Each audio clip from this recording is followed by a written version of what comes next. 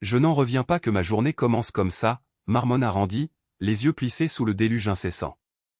Il se tenait sur le toit abrupt d'une modeste maison de banlieue, ses bardeaux luisants et glissant sous la pluie torrentielle de milieu de printemps. Il était 4 heures du matin, le monde enveloppé de ténèbres, hormis le faisceau solitaire de sa lampe frontale qui fendait l'averse. Son dos le lançait après 10 heures d'affilée sur la chaîne de montage. Ses mains étaient à vif, chaque éraflure contre la texture rugueuse du toit y envoyant des décharges de douleur. Néanmoins, il serra les dents et poursuivit sa tâche, en réajustant une section de solin qui s'était détachée. Du moins, c'était l'explication qu'Hélène, sa femme, lui avait fournie. Le toit fuit dans le salon, lui avait-elle envoyé par texto à 3h30 du matin, ces mots dépourvus d'émotion, comme si réparer cela était simplement son devoir assigné. Après avoir fixé le dernier clou, Randy se déplaça avec précaution le long du bord du toit jusqu'à ce qu'il repère l'échelle qu'il avait appuyée contre la gouttière. Le vent menaçait de l'arracher à sa position précaire à tout instant.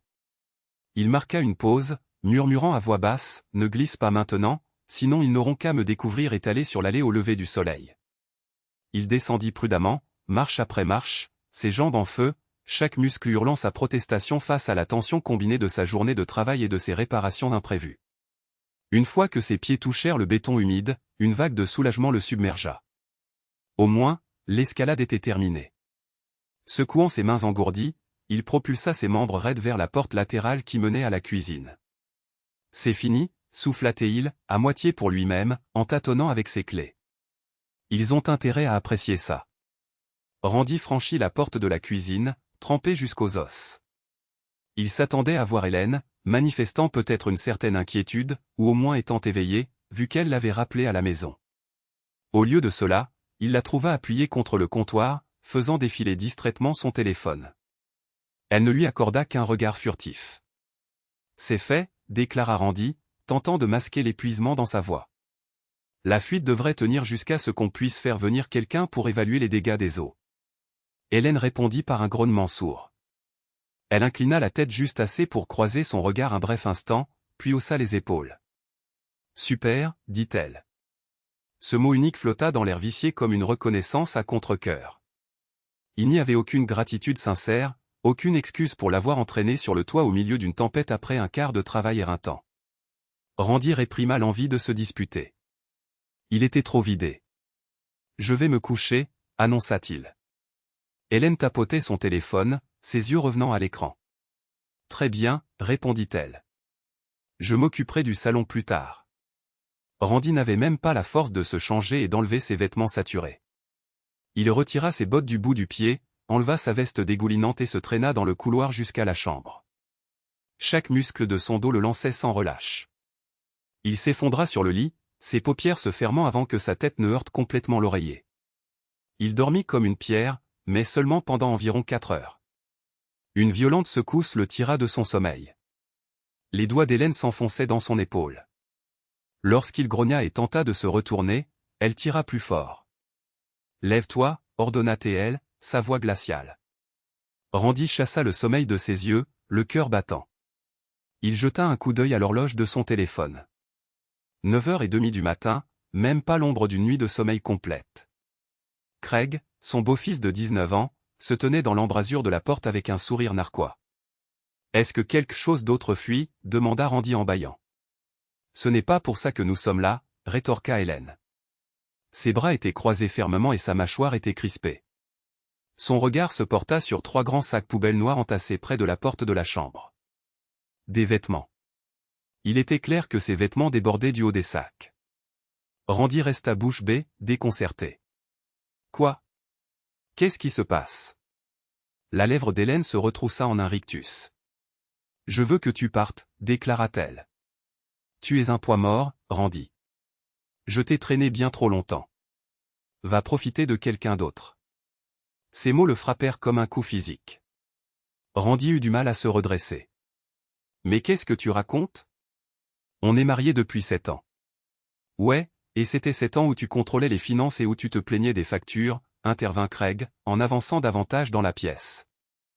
Il donna un coup de pied dans l'un des sacs poubelles, le faisant s'affaisser. « Maman en a marre de toi. Elle a trouvé un vrai homme qui a vraiment de l'argent pour retaper cette baraque, pas vrai ? Le sourire insolent plaqué sur le visage de Craig donna envie à Randy de crier, mais la confusion submergeait toutes les autres émotions. Il se força à parler calmement. « Vous vous moquez de moi. J'ai passé la moitié de la nuit sur le toit à le réparer pour vous deux. Et tu es. » Hélène plissa les yeux. « Fais tes valises. Tu as 5 minutes avant que j'appelle la police. » Randy la fixa, le cœur battant à tout rompre dans sa poitrine. Son regard se porta furtivement sur son portefeuille posé sur la table de chevet. Il le saisit, l'ouvrant d'un geste fébrile. L'argent qu'il avait, 200 $ mis de côté pour les urgences, avait disparu. « Tu m'as volé » accusa-t-il, la voix basse, incrédule. « Bien fait pour toi, maniaque du contrôle » railla Craig, les bras croisés. « Maman parle avec Steve. C'est mon patron à l'atelier auto. Un type qui a vraiment réussi. Ils sortent ensemble depuis des mois, et c'est du sérieux. Il l'a même aidé à trouver comment te radier du titre de propriété. »« De quoi tu parles, bordel » rétorqua Randy, sa voix montant d'un ton incrédule. « Steve est un vrai homme » dit Hélène, sa voix dégoulinant de mépris. « Il ne chipote pas sur chaque ticket de caisse ou ne se plaint pas des cartes de crédit qui sont au maximum. Il va prendre soin de nous. Maintenant, fous le camp, sinon j'appelle le 112 et je dirai que tu es en intrusion illégale, cette fois. » Randy laissa sa colère remonter à la surface. « Intrusion illégale ?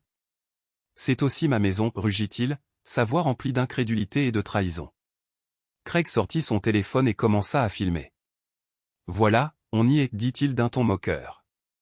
Regardons-le péter les plombs. » Randy envisagea de lui arracher le téléphone et de le jeter à travers la pièce, mais il savait que c'était précisément ce qu'il voulait, une vidéo de lui agissant violemment.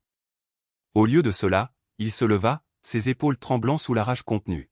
« Hélène, dit-il doucement, sa voix empreinte d'incrédulité. C'est dingue.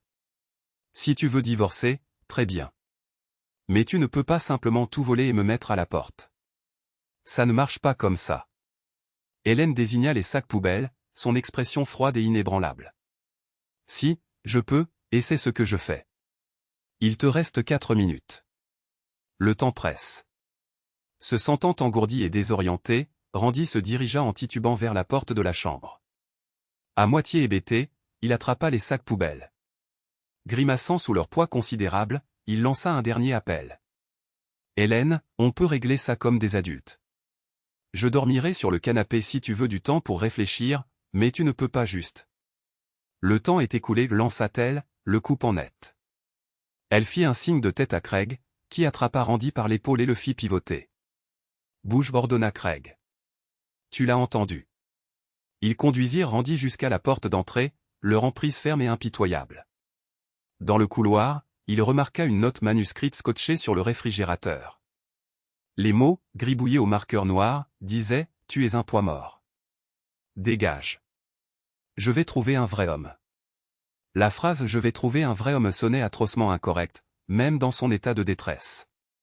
Randy se demanda si Hélène avait été si pressée de griffonner son insulte d'adieu qu'elle avait négligé de la relire.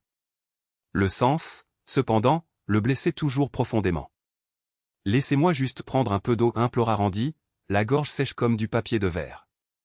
La main d'Hélène se leva brusquement, claquant contre sa poitrine. « N'y pense même pas » siffla-t-elle, les yeux flambants de colère. « Dehors. Maintenant. » Craig lui lança les clés du camion. Elle tint en atterrissant sur le sol à ses pieds. « Va pleurer dans ton camion » dit-il d'un ton narquois. « Ne reviens pas. » Avant que Randy ne puisse trouver une réplique, ils le poussèrent sur le pas de la porte. L'air froid du matin lui piqua le visage. Puis la porte se referma brusquement derrière lui, et il entendit le bruit solide d'un verrou se bloquant. Pendant un instant, il resta là, sa chemise trempée collant à sa peau, les sacs poubelles laissant de sombres traînées d'eau de pluie sur ses bras. Son cerveau avait du mal à accepter la réalité que sa femme et son beau-fils, des personnes avec qui il avait vécu et dont il avait pris soin, venaient de l'éjecter physiquement de sa propre porte d'entrée. Il essaya d'appeler le téléphone d'Hélène, mais il tomba directement sur la messagerie vocale. Il essaya à nouveau, avec le même résultat. Il leva les yeux vers la fenêtre, vit le rideau bouger et reconnut le visage souriant de Craig. « Incroyable » murmura-t-il. Randy fourra les sacs poubelles dans la benne de son vieux pick-up. Il se glissa sur le siège conducteur, tourna la clé, mais pendant un long moment, il resta simplement assis là, le moteur tournant au ralenti, sans savoir où aller. Les 3 jours suivants furent un flou surréaliste et désorientant. Randy dormit dans la cabine de son pick-up, garé dans un coin désert d'un parking de supermarché ouvert 24 heures sur 24. Il se changea dans des toilettes sales, prit des douches à la salle de sport locale et subsista avec la nourriture rapide qu'il pouvait se permettre. Il ressentit à parts égales de la rage et du chagrin. Parfois, il se surprenait à vouloir recomposer le numéro d'Hélène, à la supplier de revenir sur sa décision. À d'autres moments, il fantasmait sur l'idée de monter en trombe jusqu'à la maison, de défoncer la porte et de réclamer sa place légitime. Cependant, à chaque heure qui passait, le désespoir s'enfonçait de plus en plus profondément. Tard dans la 3e nuit, il s'endormit sur le siège conducteur, pour être réveillé par un coup à la fenêtre. Sursautant, il se redressa brusquement pour voir un gardien de sécurité âgé braquer une lampe torche sur lui. « Eh, l'ami, dit le gardien à travers la vitre. Tu ne peux pas dormir ici toute la nuit.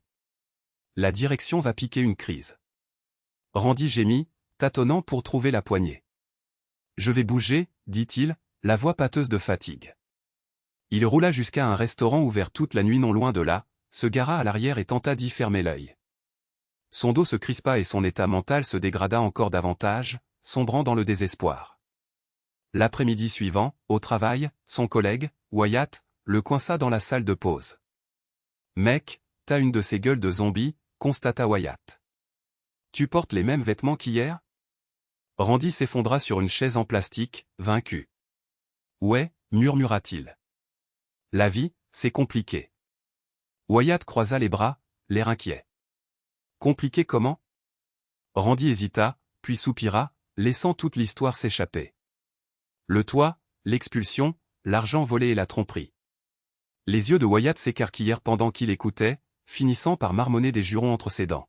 « Tu ne peux pas vivre dans ton camion, déclara Wyatt quand Randy eut terminé. Écoute, j'ai un canapé. C'est pas le grand luxe, mais c'est mieux que ton pick-up. Randy ouvrit la bouche pour protester. Il n'avait jamais été du genre à mendier de l'aide, mais la vérité était qu'il n'avait nulle part où aller. Finalement, il hocha la tête. Merci, murmura-t-il, la voix étranglée par l'émotion. Je te revaudrai ça, mec. Le canapé de Wyatt était bosselé et sentait légèrement la pizza rassis, mais c'était une nette amélioration par rapport au camion. Randy dormit là pendant 15 jours, économisant méticuleusement chaque centime de ses gains pour s'assurer un logement. Il réussit finalement à acquérir un minuscule studio, dire que c'était un studio était, franchement, exagéré. Cela ressemblait davantage à une cellule exiguë et lugubre avec une kitchenette rudimentaire attenante. La douche nécessitait une attente interminable pour l'eau chaude, et l'utilisation simultanée du micro-ondes et du grille-pain faisait invariablement sauter un fusible. Néanmoins, c'était son sanctuaire. Un soir, Randy parcourut distraitement les réseaux sociaux sur son téléphone portable désuet, rongé par la curiosité de savoir si Hélène affichait ostensiblement son nouveau soupirant publiquement. Comme prévu, il découvrit une photographie sur son profil montrant Hélène dans un chemisier nouveau, les cheveux impeccablement coiffés, accompagnée d'un grand monsieur élégamment vêtu. La légende proclamait « J'entame un nouveau chapitre avec mon véritable amour ». Randy serra les dents de rage. Il n'y avait aucune reconnaissance du tumulte qu'elle avait provoqué ni des fonds qu'elle avait dérobés. Encore plus exaspérantes étaient les photos de Craig exhibant son tout nouveau PC de gamer et sa voiture d'occasion améliorée. La publication déclarait « Le travail acharné porte ses fruits », ce que Randy trouva absurde. Il tapa un message texte à Hélène « Tu as emporté le contenu de mon portefeuille. Cela constitue un vol. Nous devons équitablement diviser nos biens. » En quelques secondes à peine, son appareil vibra avec sa réplique laconique. « Cesse de me harceler, ou je demanderai une ordonnance restrictive. » Bon débarras. Une puissante vague de colère l'envahit. Il avait consacré des années de son existence à cette femme, s'efforçant d'aider à élever sa progéniture ingrate, et maintenant elle le menaçait à chaque occasion. Très bien, pensa-t-il. Il est temps de riposter comme il se doit. Il contacta un avocat recommandé par Wyatt.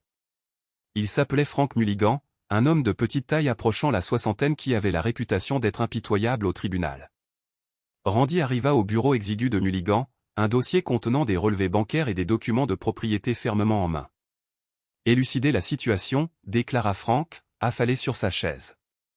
Randy obtempéra, commençant par le fiasco du toit et concluant par son existence actuelle dans son pick-up. Frank parcourut les documents. Vous affirmez que vous avez hérité de cette résidence de votre grand-père il y a 5 ans, demanda Frank. Affirmatif, répondit Randy. Au décès de grand-pa, il me l'a légué, mais j'étais marié 2 ans auparavant, par conséquent, j'ai invariablement présumé qu'elle était détenue conjointement. Frank haussa un sourcil interrogateur. Uniquement si vous aviez ajouté son nom à l'acte ou refinancé celui-ci sous les 2 noms. Avez-vous entrepris une telle action? Les pensées de Randy s'emballèrent.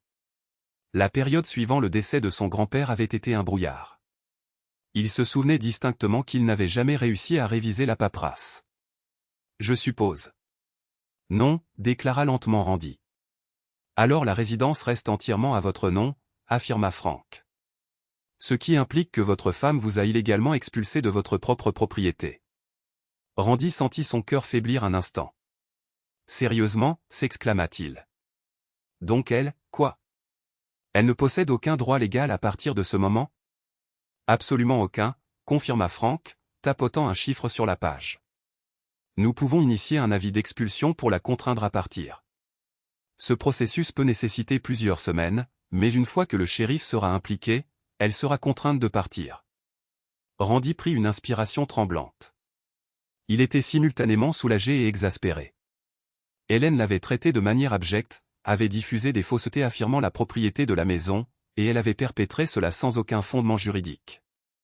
Frank choisit un autre lot de documents. Est-ce un faux? Demanda-t-il, en désignant un document de prêt faisant référence à 25 000 $. Oui, répondit Randy en déglutissant difficilement. Je l'ai découvert après mon déménagement. Elle a obtenu un prêt en utilisant la maison comme garantie. Elle a falsifié ma signature. J'étais complètement ignorant de tout ça. C'est un crime, déclara Frank en secouant la tête. Fraude. Nous pouvons engager des poursuites au civil et au pénal.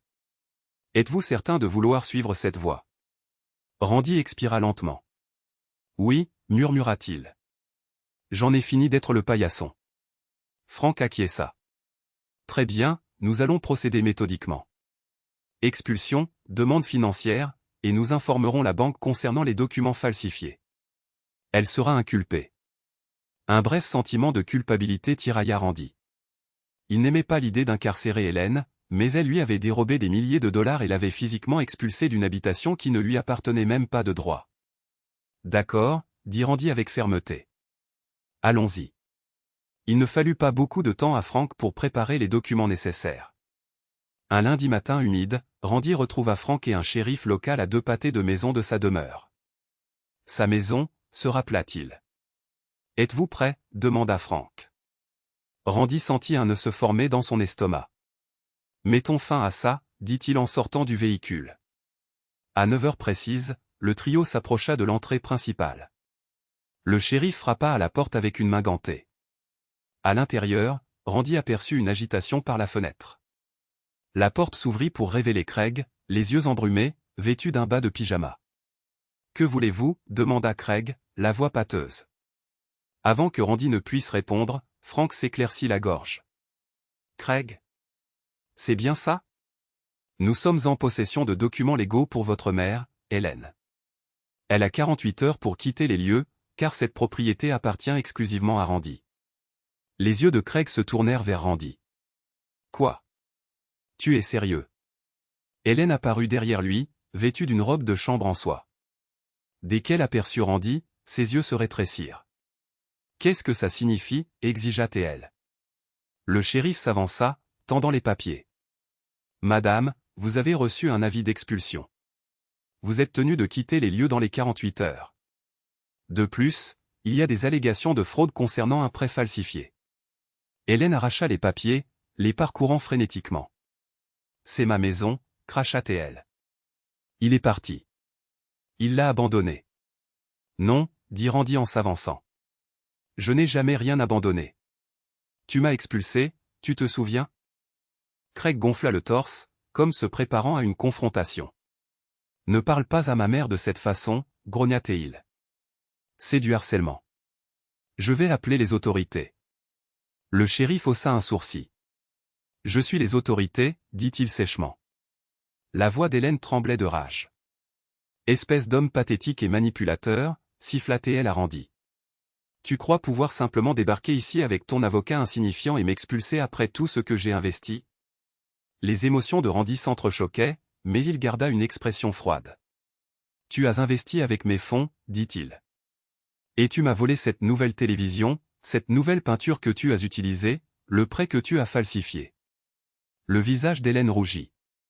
J'ai fait tout ça parce que tu ne nous as jamais rien fourni. Tu gagnais à peine de quoi payer les factures. L'esprit de Randy s'embrasa. Chaque heure supplémentaire qu'il avait travaillé, chaque emploi secondaire à la limite de l'humiliation qu'il avait entrepris pour s'assurer qu'ils aient un semblant de confort, un rire amer lui échappa. Le shérif reviendra dans 48 heures, dit Frank calmement. Si vous n'êtes pas parti d'ici là, vous serez expulsé. La voix d'Hélène se brisa. Où sommes-nous censés aller? Craig lança un regard noir à Randy. Il s'en fiche. Tu es un monstre, dit-il. Maman est restée avec toi par pitié. À ces mots, Randy se hérissa. Si je suis un tel monstre, rétorqua-t-il, alors emballe ton nouvel ordinateur de jeu que tu as acheté avec mon argent et va-t'en. Craig s'avança comme pour frapper Randy, mais le shérif posa une main sur son bras, l'arrêtant. Ça suffit, avertit le shérif. L'expression d'Hélène passa de la fureur au désespoir. Randy, s'il te plaît, on peut en discuter, dit-elle, les larmes brillant dans ses yeux. Ne nous expulse pas comme ça. Tu m'as accordé 5 minutes pour ramasser des sacs poubelles avant de menacer d'appeler les autorités, lui rappela Randy, la voix rauque. Je vous accorde 48 heures. Considérez ça comme de la générosité. Sans un mot de plus, il se retourna à la voiture de Frank. Son cœur battait la chamade, mais une froide satisfaction le traversa. Les 2 jours suivants furent constitués d'un barrage d'appels et de SMS d'Hélène et de Craig. Randy les ignora sur les instructions de Frank, transmettant chaque message à l'avocat. Certains messages étaient des excuses, d'autres, des menaces. Tu vas le regretter, disait un SMS de Craig. S'il te plaît, nous n'avons nulle part où aller, disait un autre d'Hélène. Je vais m'assurer que tout le monde sache quel monstre de contrôle tu es, menaça une 3e personne, du côté d'Hélène. Quand le délai de 48 heures expira, Randy retourna à la maison avec le shérif, incertain de la scène qui les attendait.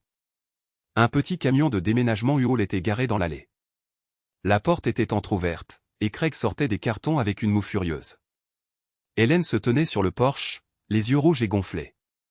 Content maintenant, grogna-t-elle lorsque Randy mit un pied sur la pelouse. Il l'ignora et entra pour constater les dégâts. Son cœur se serra à la vue de ce qu'il découvrit. Des trous perçaient les cloisons sèches, les meubles étaient brisés, une couche de peinture à moitié finie laissait des traînées violets vifs sur le salon, et des piles d'ordures et de canettes de bière vides jonchaient le sol. « Qu'est-ce que tu as fait » dit Randy, la voix tremblante de colère. Hélène le suivit à l'intérieur.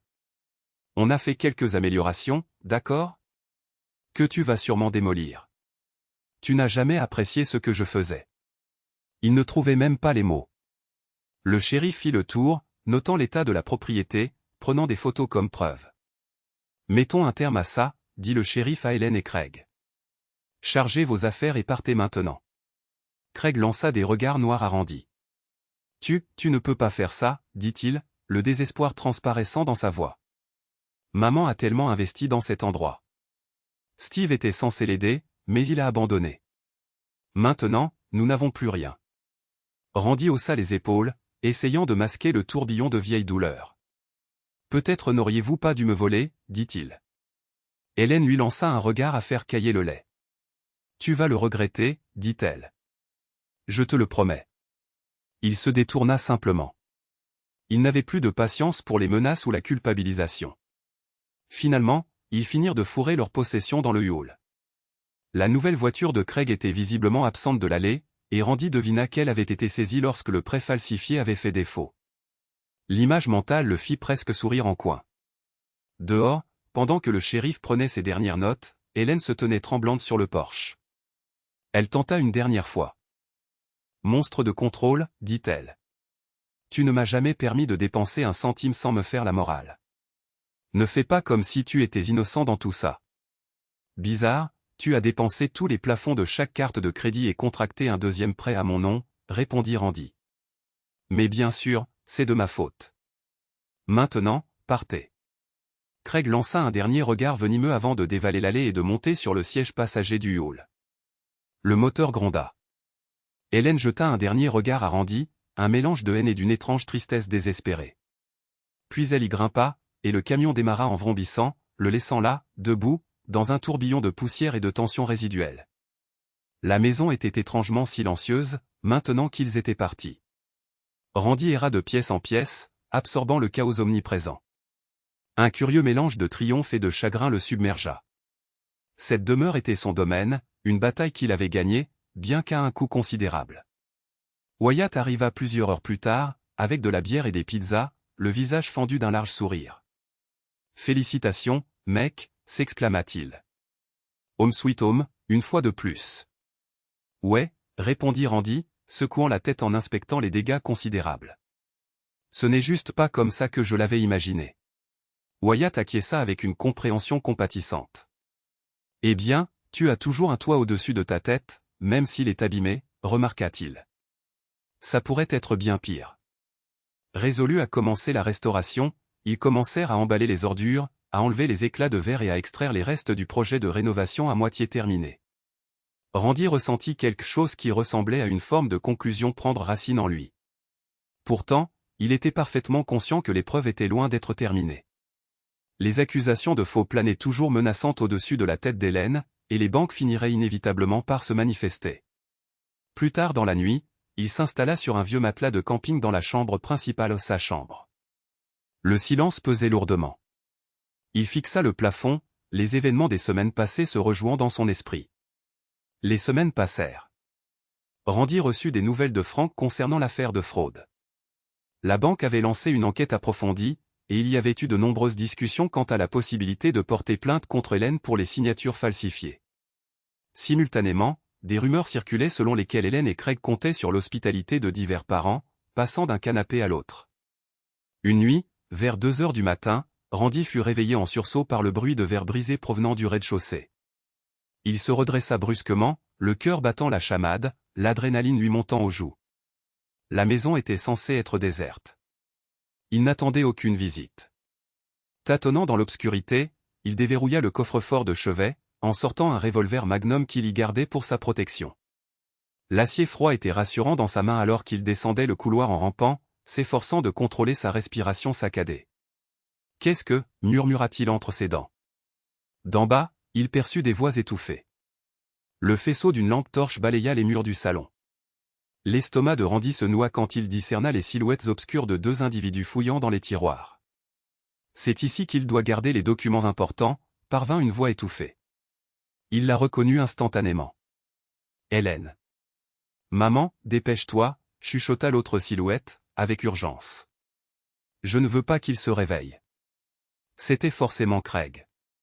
Randy jura à voix basse. Que faisait-il ici, par effraction à 2 heures du matin? La rage le submergea. Il activa la petite lampe torche fixée à son revolver, la pointa dans leur direction et lança d'une voix forte, « Ne bougez pas !» Hélène se retourna d'un coup, un cri de surprise s'échappant de ses lèvres.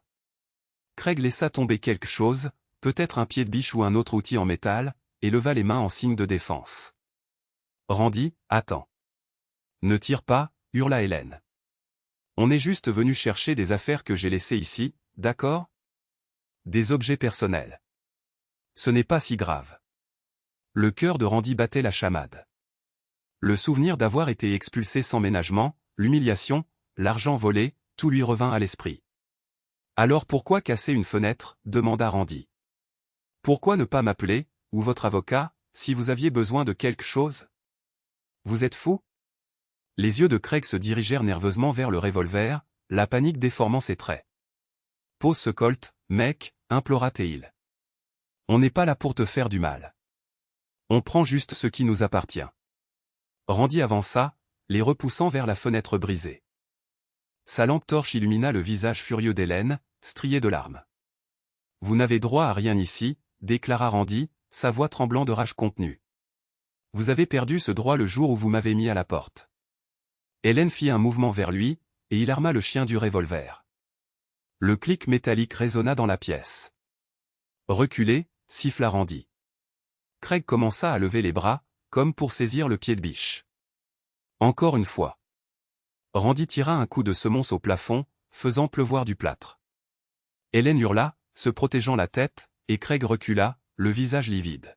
« Tu es fou !» cria Hélène, sa voix brisée par la peur et la colère. « On avait tout à fait le droit de venir ici chercher les bijoux de ma mère ou mes documents. Tu vois dans quel état tu as laissé cette maison » lança Randy, balayant les lieux avec le faisceau de la lampe torche pour souligner les dégradations encore visibles. « Si vous aviez besoin de quelque chose, vous auriez dû suivre les voies appropriées. Vous êtes entré par effraction avec un pied de biche. » Il sortit son téléphone, pointant toujours l'arme sur eux. Son doigt flottait au-dessus du bouton d'appel d'urgence.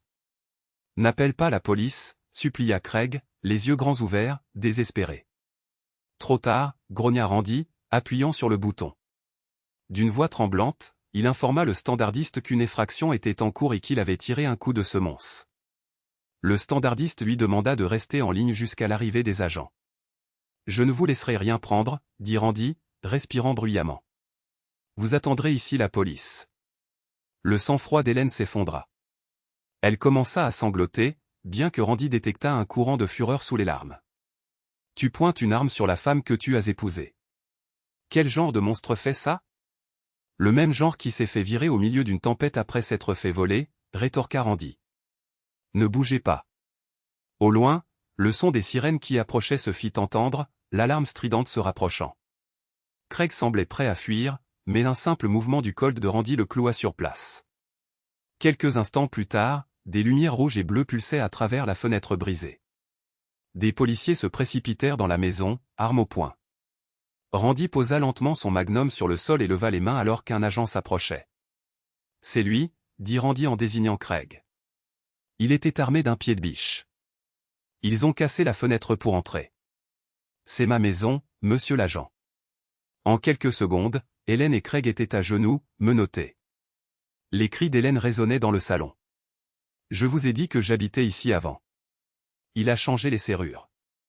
C'est mon mari. » Un agent demanda une preuve que Randy était le seul propriétaire, et Randy produisit promptement l'acte de propriété et l'ordonnance d'expulsion sur son téléphone.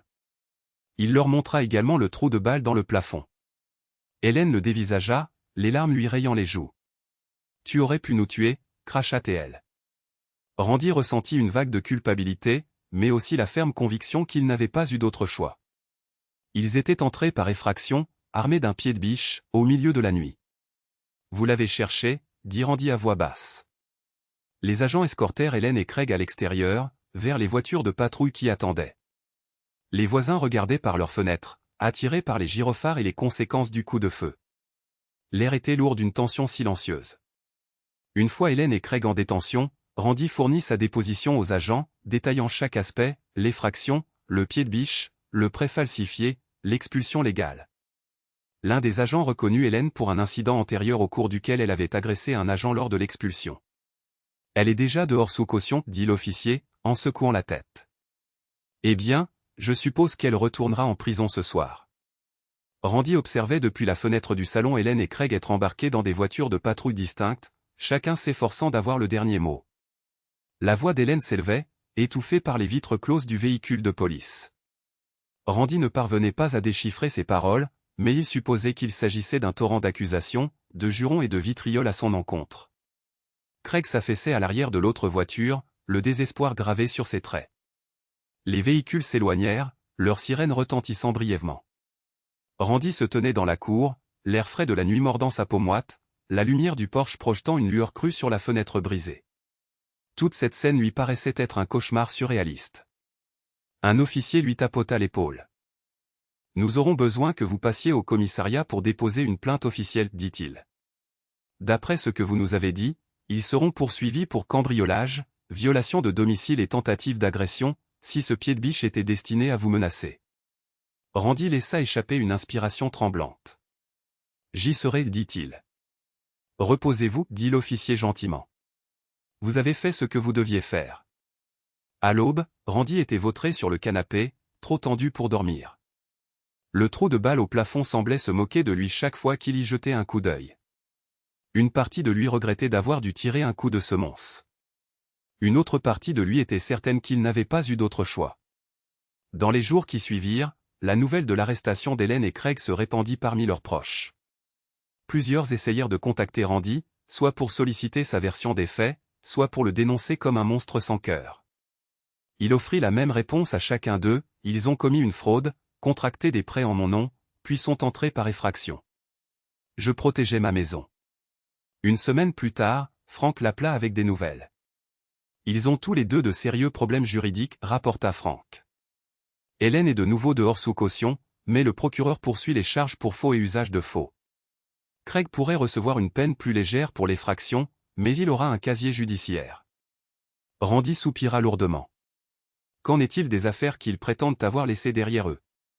Ils doivent déposer une requête s'ils veulent quoi que ce soit, répondit Frank. Et si un juge l'accorde, ils devront le récupérer sous surveillance. Plus de visites nocturnes. Randy hocha la tête, un soulagement l'envahissant. Bien. J'en ai fini de jouer à ces jeux. La vie reprit progressivement un cours normal pour Randy. Il consacra son temps libre à réparer les dégâts de sa maison, à colmater les trous dans les murs, à frotter les éclaboussures de peinture, à commander de nouvelles fenêtres. Petit à petit, l'espace commença à ressembler à nouveau à une maison qui était vraiment la sienne. Il réfléchissait parfois à son mariage, se demandant où tout avait mal tourné. Il savait qu'il n'était pas sans défaut. Il avait insisté pour maintenir des budgets stricts et avait constamment harangué Hélène à propos de ses habitudes de dépenses. Mais en fin de compte, elle avait fait des choix qui étaient non seulement cruels mais aussi criminels. Elle s'était entendue avec son fils pour l'humilier, le tromper et tenter de voler tout ce qu'il possédait. Un soir, alors qu'il se tenait dans la cuisine fraîchement repeinte, il remarqua de faibles vestiges de la note qu'Hélène avait autrefois apposée sur le réfrigérateur. « Tu es un poids mort. Dégage. Je vais trouver un vrai homme. » Il se souvint du sentiment de détresse en voyant ses vêtements emballés dans des sacs poubelles, en les voyant, elle et Craig, sourire narquois alors qu'il l'enfermait dehors. Tant de choses s'étaient passées depuis ce moment, des nuits passées dans son camion, une amère bataille juridique. Et enfin, ce coup de feu, qui servait de témoignage frappant de la situation désespérée dans laquelle les choses étaient devenues. Il décolla le dernier fragment de ruban adhésif laissé par la note et le jeta dans la poubelle.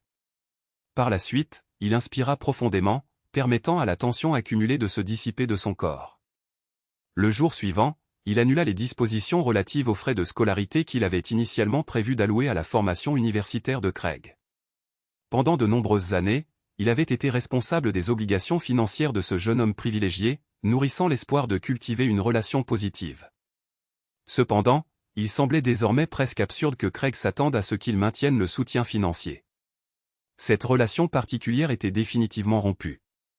Comme on pouvait s'y attendre, Craig lui envoya un message texte plusieurs jours plus tard, contenant une longue diatribe sur la façon dont il lui était redevable pour les frais de scolarité. Randy répondit en bloquant simplement le numéro.